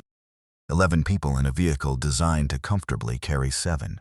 Braddock drove. The younger security officer, I finally asked his name and he said it was Cullen, was in the front passenger seat. Voss, Garrett, and the EOB visitor badge woman, whose name was Anna, she worked for a senator and had been at the building for a 7 a.m. meeting, were in the middle row. Donna, Paige, and 2 of the EOB staffers whose names I still had straight in my head as Tom and Derek. Younger guys, probably in their late 20s, Both looked like they ran marathons, were squeezed into the back. I was in the middle row between Voss and Anna, which was physically uncomfortable in a way that didn't matter. Braddock opened the roll-up door with the remote on the key ring. He drove up the ramp. The daylight at the top of the ramp was the first I'd seen in several hours, and it came in through the windshield and hit my face, and I had a second of completely involuntary disorientation, like a man who's been underground long enough to half forget that sun exists. The access road was clear. Braddock drove it at a speed that was controlled. Not panicked fast, not careful slow. He hit the gate and stopped. Cullen got out, used the key on the gate control, and the arm went up. Cullen got back in, the street beyond the gate. I looked. The street was not clear, not in the way the access road had been clear. There were cars, multiple cars, some of them in the road, some of them pulled onto the sidewalk in angles that suggested they'd been abandoned quickly. One car was on its side. About 30 feet down the street, there was a person, and the person was moving, and the movement was, "Go," I said. Braddock went right, away from the moving figure. Tires on road, acceleration, the familiar weight of motion after hours of being stationary. We got 3 blocks south before Braddock had to slow for an obstruction in the road. 2 vehicles blocking most of the road at an intersection, one of them a delivery truck that had jackknifed. He navigated around it on the sidewalk, which he did without a second's hesitation, and then we were moving again. The city outside the windows was wrong in ways that I cataloged without trying to. Smoke from somewhere that I couldn't see the source of. A storefront window broken out entirely, glass scattered across the sidewalk. A dog standing in the middle of the next intersection. Just standing there, not running. A fire hydrant that had been hit by something and was running water across the intersection. A constant silver fan of water in the morning light. Paige said from the back seat, quietly, to nobody in particular, "There are people in that building." I looked where she was looking. A glass front office building, maybe 8 floors. On the 3rd floor at a window, there were people pressing against the glass, looking down at the street. You could see their mouths moving but not hear anything through the SUV's windows and the engine noise. Braddock didn't stop. Nobody said anything. The GW Parkway entrance was southwest of where we'd started, past a stretch of streets that got progressively more difficult to navigate. More abandoned vehicles, more evidence of what the past several hours had been. Braddock had to reverse twice and find alternate routes. The second time we reversed, something slapped against the driver's side window, and I felt the whole vehicle rock slightly from the impact. And everyone in the vehicle did something involuntary. And then we were moving again, and the thing was behind us. It took 20 minutes to cover approximately 2 miles. When we got to the Parkway entrance ramp, the Parkway itself was empty. No vehicles at all. It should have been full at this hour on a working day. It was one of the main commuter routes into the city, and instead it was empty in a way that felt almost unnatural. The Potomac on our right, brown-green and moving slowly. Trees on the left, bearish in the late fall light. The road ahead, empty. Braddock put his foot down. At around 70 miles an hour, heading south toward Reagan National, with the river on the right and the sky above full of a kind of flat gray morning light, I felt something shift in my chest. Not hope exactly, not relief either, but something adjacent to both. The sensation of having been in a closed, dark space for a long time, and suddenly having room to see distance. I thought about Abby, about Silver Spring, about Sandra not answering my text. I'd check again when we got to the airport. Ahead of us, coming into view above the tree line, was a helicopter. Moving south, then banking, then hovering. It held position for a few seconds and then dipped in a gesture that was obviously intentional. "That's them," Braddock said. We followed it.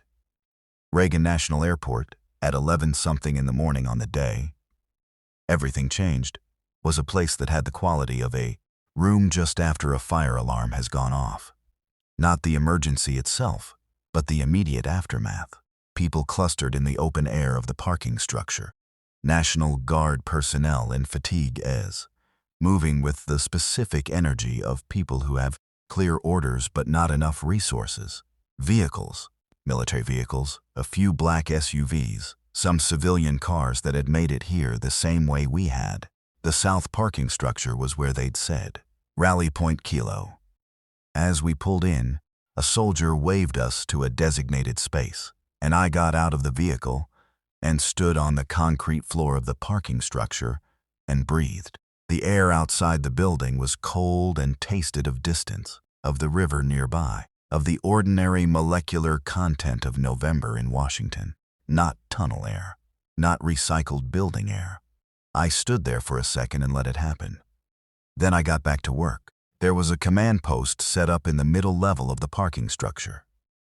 A field table, radios, a laptop on a folding stand, several officers coordinating what looked like multiple incoming groups. We weren't the first to make it here. I could see 30, 40, maybe more people in the structure in clusters. Voss went directly to the command post. Braddock flanked him. The briefcase was in Voss's hand, and I watched him open it and pull out a folder and start talking. And the officers at the command post changed their posture in a way that confirmed Braddock's assessment that getting Voss here had mattered. I went to one of the National Guard soldiers who was managing the perimeter, and I said, I need to charge my phone. I need to contact someone. He directed me to a portable generator that was running near the vehicle area. There was a power strip plugged into it with a cluster of charging cables.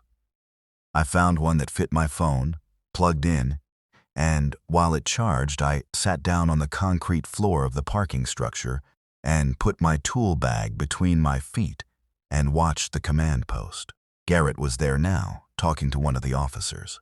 Donna was sitting with the EOB staffers, Tom and Derek, on a concrete barrier nearby. Paige was standing by herself, looking at the ramp that led down to the exit. Not like she was planning to leave, more like she needed to look at an exit for a minute. Cullen had taken up a position that I could tell was professional habit, not assigned, just chosen, a spot where he could see the entrances. The helicopter that had guided us in had landed on the roof of a parking structure above. I could hear its rotors still going, reduced to idle. My phone had enough charge to turn on after a few minutes. I checked my messages. Sandra had answered. The message said, We're at Mom's place in Bethesda. Abby and Dennis are here. We're locked in, safe, second floor. Have supplies. Are you okay? Where are you? I typed back, I'm at Reagan National, military evac point. Getting organized here. Try to stay put. Don't go outside. I'll be in contact. I sat there holding the phone, reading the message twice. They were in Bethesda. Not ideal. Bethesda was north of the city, and I was south of it, and between us was everything we'd driven through and more. But they were in a building, second floor, locked in, with another adult. The second floor detail was the one I held on to. The infected, the way I'd seen them behave, they moved towards sound and movement. They pressed against barriers, but they didn't orient well to elevation. They didn't look up in any purposeful way. They didn't seem to understand the concept of a staircase as a route to an elevated target. They were drawn to what they could perceive at ground level. Second floor. Locked in, multiple people. That was better than a lot of alternatives. I put my phone back on the charger. Harlan Voss walked over to me. He sat down on the barrier across from where I was sitting. He had the briefcase on his lap, and his jacket was rumpled, and his silver hair had mostly given up trying to look organized. He looked at me with the clear eyes of a man who had been thinking very hard about something and had reached a conclusion. You work for the maintenance department, he said. Yes. You've worked in the building for 11 years. Yes. You know the sub-basement tunnel system. Most of it. He looked at his briefcase for a moment. There's a backup communication system in the White House. Not POC, not the Presidential Emergency Operations Center. That has its own infrastructure. Separate from that, a hardened communication node in the deep basement that was put in during a security upgrade program approximately 8 years ago. It connects to a Milstar relay. That's a military communications satellite network. He looked up at me. From that node, we can broadcast on a frequency that reaches every active military unit with a designated receiver. Every carrier group, every overseas command, every domestic installation that hasn't lost its equipment. I looked at him. How many people know about this node? I asked. In terms of people who are both still alive and accessible to us? Possibly nobody except me. He paused. And now you, the broadcast system in the building. I thought about what I knew about the deep basement communications infrastructure, which was adjacent to but different from the standard electrical systems I maintained. The backup node would be powered separately from the building's emergency generator system. I thought about the generators in the mechanical room. Big diesel standby units. They were on automatic transfer. If main power failed, they were programmed to start and take over certain critical loads. Communication infrastructure was one of those critical loads. If main power is out, the generators should be running, I said. Yes, but we'd need to access the deep basement. We'd need to go back. He said nothing. I looked at the command post, at the officers there, at the helicopter on the roof. This broadcast, I said. What goes in it? The 3 treatment site locations. The status report on the situation in D.C. Operational intelligence about the extent of the outbreak and its behavior patterns. Information that would let field commanders make better decisions. He paused. And a signal. A confirmed signal on a recognized military channel from a confirmed senior official telling any surviving military command infrastructure that there are organized survivors at this location and requesting an organized response. Requesting an organized response, I said, as opposed to a scattered one. He looked at me steadily. Right now the military is improvising. They're responding to pockets of information, local reports, emergency channels with too much traffic. A broadcast from Milstar reaches command structure that has the authority and the resources to organize something coherent. I thought about the people in the window of the office building. 3rd floor, mouths moving. I thought about the people on the platform at Farragut West. I thought about Abby in Bethesda, 2nd floor, locked in. I thought about a partial treatment pre-positioned at 3 sites in D.C. that nobody but Voss knew the location of. Who else can go? I said. Braddock, Voss said immediately. Cullen, possibly 1 or 2 others if they volunteer. The route back through the tunnel system. I'll need to think about the route, I said. The route I used to get here is compromised in several places. I'll need to plan an alternate approach that. I stopped, pulled out my tool bag. At the bottom of it, under everything I'd repacked, was the thing I'd almost forgotten about. A rolled-up schematic, printed on heavy paper, folded into quarters. The emergency routing map for the utility tunnel system. I'd had it in my bag since the water intrusion job 2 years ago. I'd never removed it. I unrolled it on my lap. The deep basement communication node. I traced the route in my head against the map. There was a path, not the one I'd used, not through the main sub-basement. A different route, longer, through the Eastern Cold War section. The section of the old tunnel I hadn't gone into because I'd taken the right fork at the branch. The left fork, the one marked with the illegible C designation. I traced my finger along the old passage on the schematic, the C designation. I looked at it more closely. The second letter wasn't an O or a 0, it was a BCB, communications bypass. The CB corridor was the Cold War-era access route to the deep basement communication node. It was right there on the schematic, built in the same program as the node itself. designed to allow access to the communications infrastructure, even if the main building was compromised. 50 years old, never used, as far as I knew. But there. I can get us there, I said. Give me 20 minutes to plan the route, and I'll tell you exactly how we're doing this. Voss looked at me with the expression of a man who had spent his career evaluating people and was doing it now. Your name, he said. Ray Kowalski. You're a White House maintenance worker. Electrical systems. He was quiet for a moment. Then he said, My wife thinks I work too many hours. I looked at him. She's in Silver Spring, he said. It came out of nowhere, and it landed exactly where it was meant to. The information that he had something to lose too. The thing that turns abstract duty into something personal. My ex-wife is in Silver Spring, I said. He looked at the schematic on my lap. Plan your route, Mr. Kowalski. I planned my route. The briefing I gave to Braddock and Cullen and Voss was done standing over the schematic at the field table in the command post. One of the military officers joined us. A major whose name was Fairchild. A woman in her early 40s with the specific patience of someone who has spent years translating between different languages of expertise. I walked them through the route. Start from the penetration point in the metro utility corridor, which I'd left accessible. West, through the utility corridor, to approximately the Farragut West position, then north through a secondary maintenance passage. I knew it existed because it was on the schematic, though I hadn't used it, to a junction that connected to the old CB corridor. The CB corridor ran directly to the deep basement communications access point. No passage through the main building. No contact with the ground-level infrastructure of the White House at all. Major Fairchild listened, asked 3 specific questions about the physical dimensions of the passages, and then nodded. The helicopter can't get you back to the insertion point without flying over the active outbreak zone, she said.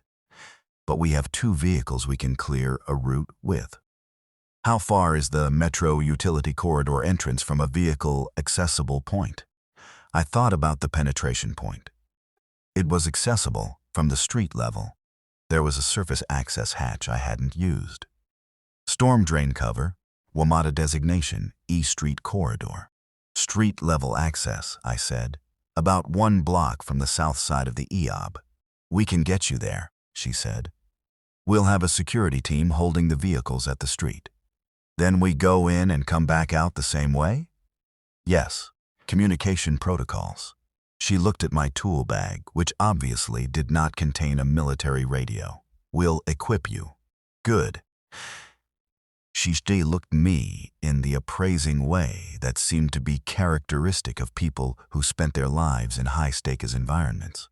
You've done this kind of work before? Moving through compromised environments? No, I said. I'm a maintenance electrician. She paused. Then she said, You've done better than most trained personnel would have done today. I didn't know what to do with that, so I said, Can we leave in 15 minutes? She said yes. Donna found me while I was repacking my tool bag.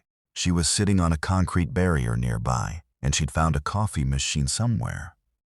I have no idea how, but there was a working coffee machine in the parking structure behind the command post, attached to a generator, and she had 2 cups. She handed me one. I took it.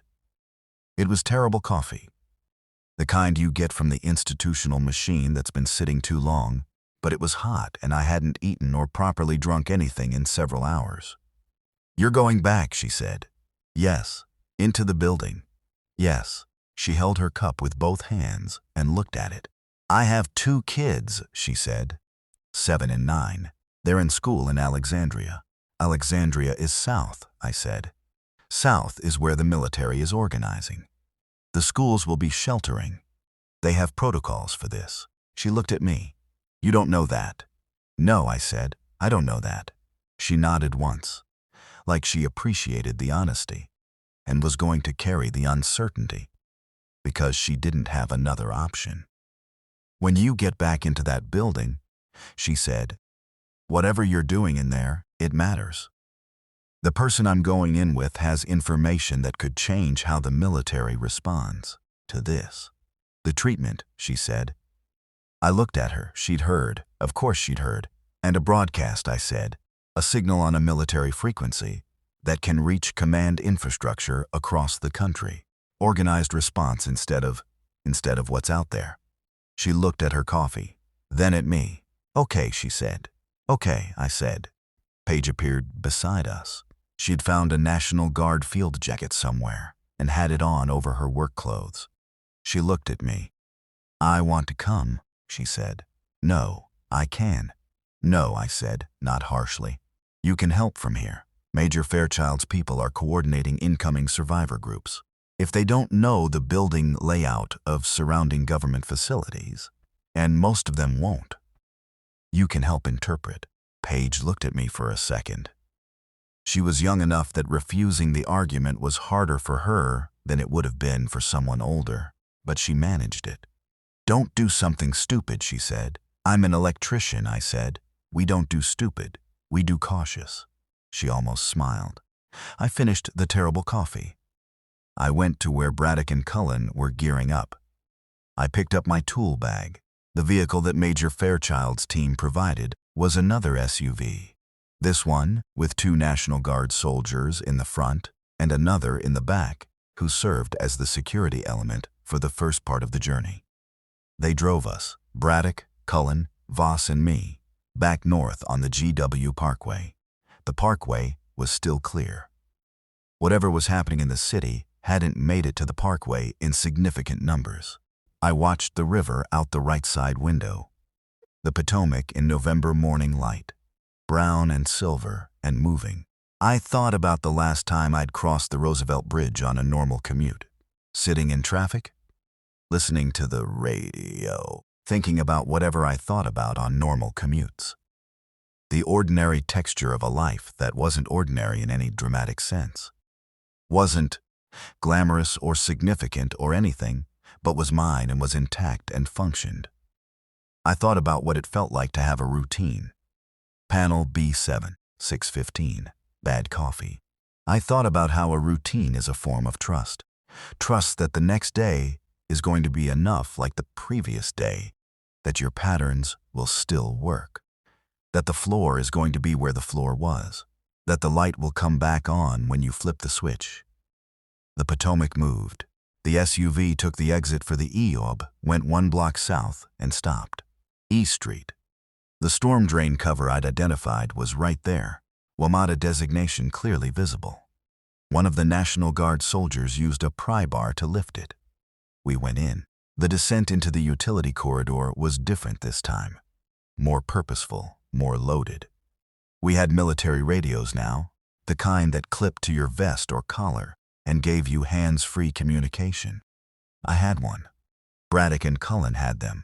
Even Voss had one, which he held in his left hand with a practiced grip that reminded me he hadn't spent his entire career behind a desk. I led. My flashlight forward, the schematic in my head. Braddock behind me, then Voss, then Cullen at the rear. West through the utility corridor, past the Farragut West Junction, past the maintenance room we'd used earlier. The lights were still on, which was good. The corridor was quiet, which was neutral. At approximately the position where I calculated the secondary maintenance passage should be, there was a door. I'd noted it from the schematic but hadn't opened it before. Gray steel, no keyed lock, a manual lever handle. I tried it. It moved. The passage beyond was darker than the utility corridor. No fluorescent fixtures here. My flashlight showed a narrower space, maybe 4 feet wide, ceiling maybe 7 feet. Concrete, old, rough texture, running north. This is it, I said quietly. We went in. The passage was about 200 feet long. It connected at the north end to another passage that ran east-west, and at the junction I stopped and checked the schematic again, orienting. Left, east, about 80 feet, there should be a junction with the CB corridor. We went left. The CB corridor was immediately identifiable when we reached it, heavier construction than anything else I'd been in today. The concrete walls thicker, the ceiling reinforced with heavy steel members. Cold War hardened, built to survive things that the people who built it hoped wouldn't happen. The corridor went north, gradually descending. And at the end of it, about 120 feet from the junction, was a door. Not gray steel like the others. This one was blast-rated. You could tell from the frame, the ceiling, the thickness of the door leaf itself. It had a combination lock in addition to a key lock. Voss stepped past me. He had the combination. Of course he had the combination. He turned the dial, 3 numbers, then used a key from his briefcase. The door opened. The room on the other side was small, maybe 15 by 20 feet, and it was the only room I'd been in today that looked like it was exactly what it was supposed to be. Racks of equipment, communications hardware, most of it military standard. Things I recognized only by category rather than specific model. Power indicator lights, some active and some not. The generators I'd connected to mentally from the schematic were keeping this room alive. At the center of the equipment was a control console, a seat, a handset, a radio operator station, built in the Cold War and never decommissioned. Voss sat down at it. He looked at the equipment for about 30 seconds, not long, but with complete focus.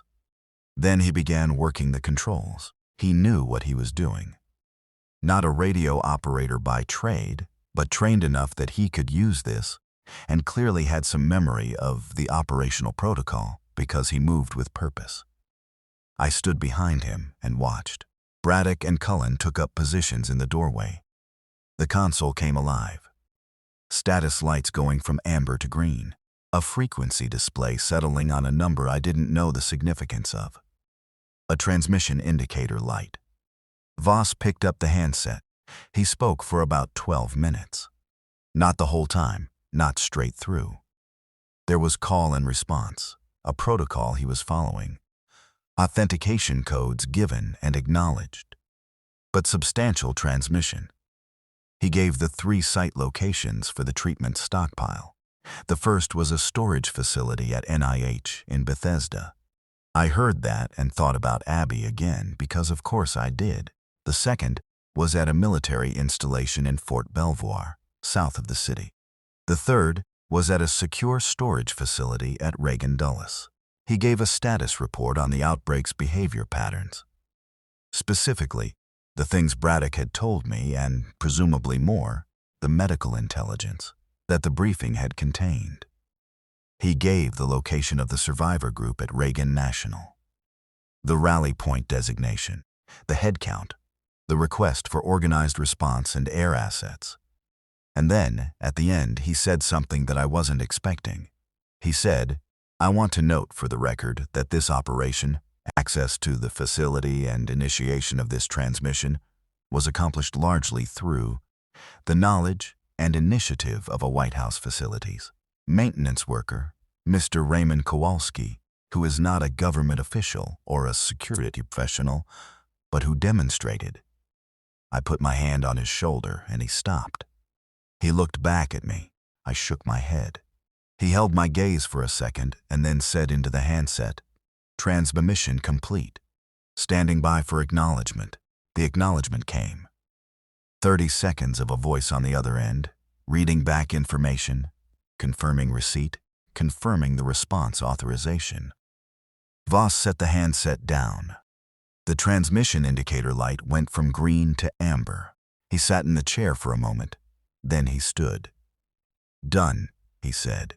We went back through the CB corridor, back through the secondary passage, back through the utility corridor, back to the storm drain on E Street. The National Guard soldiers were where we'd left them. We came back up into the daylight. It was early afternoon. The sun had moved, and the angle of the light was different from this morning, and the air was still cold. From somewhere in the city, a few blocks north, I could hear sounds that I didn't try to classify. But from the south, from across the Potomac, I could hear something else. A sound that built over about 30 seconds from almost nothing to definitely present. Rotors, multiple, heavy, The sound of military helicopters, not the single scout helicopter that had guided us in earlier, but several, in formation, low and purposeful. Major Fairchild's voice came on the military radio, clipped to my collar. Mr. Kowalski, transmission received and confirmed this end. We have assets inbound to your location. Time to arrival approximately 8 minutes. Please move your group to the primary landing zone. The primary landing zone, Reagan National, where we'd left the others. Copy that, I said, because that was what you said. Braddock looked at me. Cullen looked at me. Voss looked at the sky. The helicopters were visible now. I could count them. 4, in a loose formation coming from the south, dropping altitude as they approached. Not the light observation type. Big ones. The kind that carried people and equipment and possibility. I thought about Sandra's text. 2nd floor, locked in, safe. NIH in Bethesda had one of the treatment sites. Bethesda was north. The helicopters that were about to land at Reagan National had 8 minutes. And I had a military radio and Major Fairchild's direct channel, and information about a survivor group in Silver Spring and a daughter who was 4 years old. Not my daughter, but not my daughter either. I keyed the radio, Major Fairchild. Before you land, I have a survivor group to report at a Bethesda location, secondary to the Reagan National Rally Point, but adjacent to Treatment Site 1. I need to know if any of the incoming assets can. Stand by, Mr. Kowalski. I stood on E Street in the November light with my tool bag at my feet, my radio in my hand, and the sound of rotors filling the air. Above, and I waited. They landed. 4 helicopters. People from the parking earn structure at Reagan National were loaded, organized, efficient, the kind of movement that comes from having actual military personnel running the process rather than a maintenance electrician, improvising with what he had. Voss went on the 2nd helicopter. Before he boarded, he came to where I was standing on the edge of the parking structure. He held out his hand. I shook it. He didn't say anything grand. He said, the NIH site in Bethesda. It's Building 10, Sublevel 2. Tell them Voss sent you. The team securing it should have it operational by tonight. Then he walked to the helicopter and got in, and the door closed. Major Fairchild found me on the ground. The Bethesda group you mentioned, she said. I have a report from a patrol unit that just established contact with a residential shelter cluster in the Bethesda area. North side, near the county line. She looked at her tablet. The address matches what you gave me. I stood there. One of the incoming helicopters is going to Silver Spring after offloading at the military staging point north of the city. We can get a message to your contact there, confirm status, and if the group is mobile, they can be linked with the patrol unit for transport. She paused. They're related to you? My ex-wife. Her daughter. The father. I stopped. They're not. I need them to be okay. I understand. She said it like she meant it. I'll route a message. She walked away. I sat down on the concrete floor of the parking structure.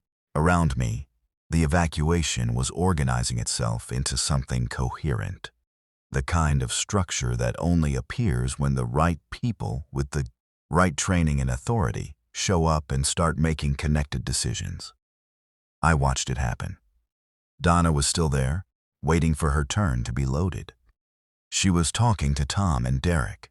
Tom was showing Derek something on a phone. Photographs, I guessed. The same thing everyone does when they suddenly need to see the faces of the people they're afraid for. Paige was helping with the boarding process, directing people to the right helicopter, which nobody had asked her to do. She'd just started doing it. Cullen was standing where he'd always stood, the position he'd chosen, the one with sight lines. Garrett was on the 3rd helicopter. I sat on the concrete, opened my tool bag, and looked at what was in it.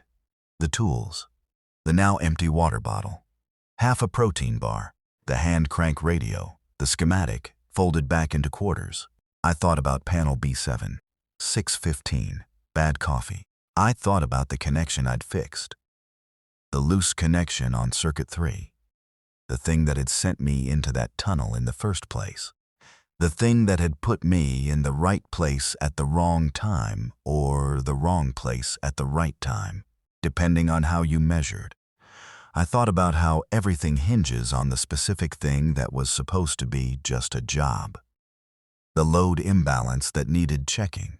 The routine task on the routine morning. I refolded the schematic and put it back in my bag. My radio crackled. Major Fairchild's voice, "Mr. Kowalski. Message received and confirmed at Bethesda contact. All 4 members of the group are mobile and unharmed. Patrol unit is linking with them now for transport." I pressed the talk button. I didn't say anything for a second. "Thank you," I said. The radio gave me static in return, then cleared. The 4th helicopter was waiting. A soldier waved at me. "Come on." I picked up my tool bag. I walked to the helicopter. Inside, it was loud in the way military helicopters are loud. A sound that doesn't leave room for much else. I strapped in. Through the small window to my right, I could see the Potomac, the city beyond it, the smoke in some directions, and the clear sky in others. The helicopter lifted. Straight up first, then rotating, then forward. The airport fell away below. The river below that. The city opening up as we climbed, and from altitude it looked like. It looked like a city, the same city it had been this morning. Gridded, streets, buildings, the monuments white in the distance, the green spaces between the structures. From this height, you couldn't see what was on the streets. You could see the whole thing instead. The shape of it, the permanence of the infrastructure. Even when the infrastructure was full of something you couldn't predict and couldn't fix in the usual ways. I'd spent 11 years inside that city at the level of the conduit and the wire. Inside the walls. Inside the tunnels. I knew it from the inside out, from the sub-basement up, from the service entrance in. I looked at it now from above. It was still there. Whatever was in it right now, it was still there, still carrying its roads and buildings and underground passages, the whole connected system of a place that had been built and rebuilt and maintained by people like me, who went to work every morning and fixed the things that were broken and kept the lights on. The lights would go on again. Not today, not soon, maybe. But the infrastructure was there. The generators were running. The communication node had sent its signal. The treatment was at NIH in Building 10, Sublevel 2. The military was organized now, or beginning to be. I'd fixed panel C12 this morning. The load imbalance, the loose connection. The lights in the West Wing lower offices had come back on. Nobody had noticed. That was fine. That was always fine. I held my tool bag on my lap and watched Washington from above, and the helicopter carried me north toward where they were bringing Sandra and Dennis, and Abby, and below us, the city, kept its grid and its bones in the November light, waiting for the people who kept things running to come back to work. I was already thinking about the route back in. The CB corridor was still accessible. The deep basement node was operational. The generators would run another 4 to 6 days on the fuel load they'd had this morning.